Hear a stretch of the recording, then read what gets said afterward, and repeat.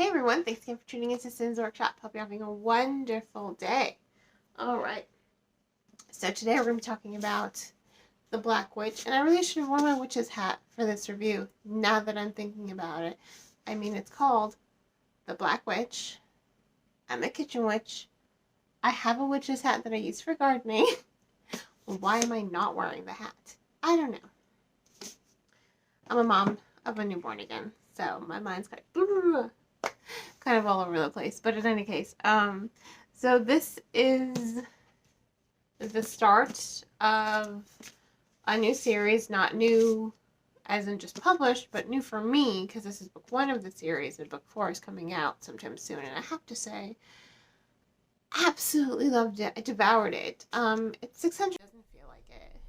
I'm just like, really? 600 pages? Really? It doesn't, and that's, I think that's something I'm always looking for when I read a book. Length doesn't usually mean anything to me, because short stories that are not engaging feel like they just take forever to develop. You know, those short stories are probably like, 100, 200 pages, and you're just, this is me some of the times, I'm just like what? Sorry, what was happening again? They drag out, and you would think something that's condensed shouldn't be dragging out so much, right? But when a story is considered long, lengthwise, and I just get lost in it to the point where I don't even realize it, and when it's over, I'm like, it's over? And everyone's like, yeah, you just read a 600-page book in like 2 days. I'm like, it didn't feel like it. And that's a good thing. It means the writer did her job well. She was able to grab me and suck me into her story and her world building. And that's what I want to start with, that world building. It was exceptionally, it was so well done. So well done. Absolutely adored it. I loved it. I think Forrest did such a good job creating this world, because you have a lot of different races. You've got Kelpies, witches, lupines, elves, Icarals, Celts, and there's one more and I can't remember their name. You've got dragons that are also shifters. There's so much magic and fantasy in the storytelling, and that's what I think is really great, that she's able to bring in all these different cultures and races that she's creating into this narrative, and she's making them all very distinct. And it was amazing. It was well done. And behind every, race, there is, I feel like I'm going to sneeze. Oh, goodness gracious me. Ugh. Sorry. Behind each and every single culture and race here, there is this history that isn't lost. There's a lot of history, there's a lot of mythology, a lot of folk tales, and they're all distinct to each group of people. And I thought that was really creative, and it's very thoughtful. I mean, she's giving these different cultures and races their own perspective in this world and how they fit in. And it's so well done, because it doesn't bog down the story either. It doesn't slow down the pacing. It just adds more dimension to the story, because what Forrest is also doing is she is tackling misogyny, she's tackling sexism, she's tackling prejudices and racism and bigotry and xenophobia, all in this one lens. I've said this before. I once had this creative writing teacher, Pamela Painter is her name, my freshman year of college, and she said, no genre fiction. no genre fiction. This is considered genre fiction, right? Her mentality was genre fiction is not real fiction. It doesn't know how to tackle anything real. So we were only allowed to write fiction, you know, contemporary realism, which, you know, not really my cup of tea, but whatever, I did it. And I thought that was very unfair of her to say those things, because a good writer can translate the current climate into their narratives. And I think she just didn't get that because it's not something she reads. I don't read romance, you know. I'm not about to teach a class and say, no, you can't write romance. I don't read it. No. I always thought it was bullshit. Which is why I'm saying her name. And of course she made us buy her books for the class. Not that we even used them, really. I think she only pulled 2 lessons from her own book. So, yeah, that was $30 well spent. Sorry. Tangent. But my point is, a good writer can translate powerful themes into their story, whether or not they're genre fiction or not. And that's exactly what Forrest does here, because you're seeing the injustice of all of the prejudices that everyone who's not a gardenian, am I saying that right? It kept making me think of the flower gardenia.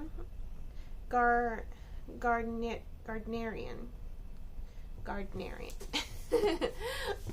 So I had to look at it so I can pronounce it. They are a fickle race, you know. They want all their daughters to have arranged to be married by like 14, you know, wand fasted in a way.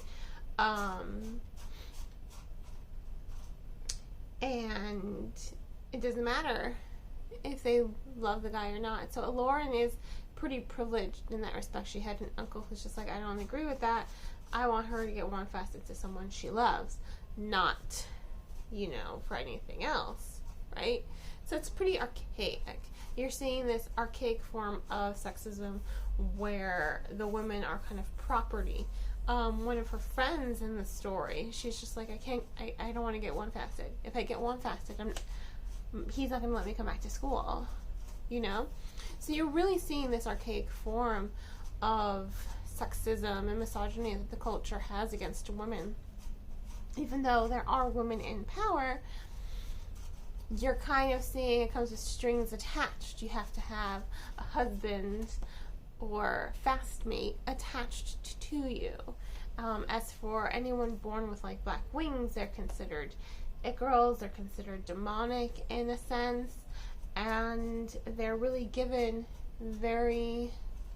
pretty much anyone who's not a Gardnerian is thought of as less than, and they face a lot of prejudices, a lot of injustices. They're not taken seriously. So there's a lot that Forrest is addressing. You know, she's addressing xenophobia, she's addressing sexism, she's addressing racism and prejudices, and how they are just followed up by continuous injustices by people in power who are obsessed with their own race and culture and blood purity. Doesn't that sound familiar? So I love how she focuses on that a lot, especially through Lauren's lens, because it does offer Lauren a chance to really grow and shine as a character, because this is a character who doesn't really understand the privileges she has. You know, she was raised very humbly, but she still kind of had those prejudices because the world around her kind of fed those prejudices. You know, she was thought to be open-minded, and she is open-minded to a degree in the beginning, and it's not until the story goes forward, it's not until she educates herself and enlightens herself that she's really seeing the injustices of her race, what her race has done to other people, and she's like, this is wrong. Like, none of this is right. So she grows as a character. I will say there were times in the beginning where her narrative felt a little flat, but the way she always stands up to Fallon Bane, oh my god, those are the points early on when she shines. And then as she's growing, you're seeing her develop more as a character. You're seeing her grow. You're seeing her really come into herself in a very engaging way. You're on this journey with her. You're learning the history of all these different races with her. You're learning about all the injustices and all of the unfairness, you know, privileged enough to not have to experience. Because she's a Gardnerian, you know, she's a witch, a low-class witch, but she's still a witch. So she's still offered a lot of opportunities that other people who are probably more powerful than her are not offered because of their background or their gender or their sexual orientation. And that's something that I thought was really powerful in Forrest's writing, and why I thought, and probably why I couldn't put it down. You know, I just devoured it. I loved learning about the history of this world through Lauren's lens, and I loved seeing her grow as a character as well. I thought it was very engaging. I was 100% captivated from beginning to end. It was definitely worth every penny. Excuse me. Ultimately, I mean,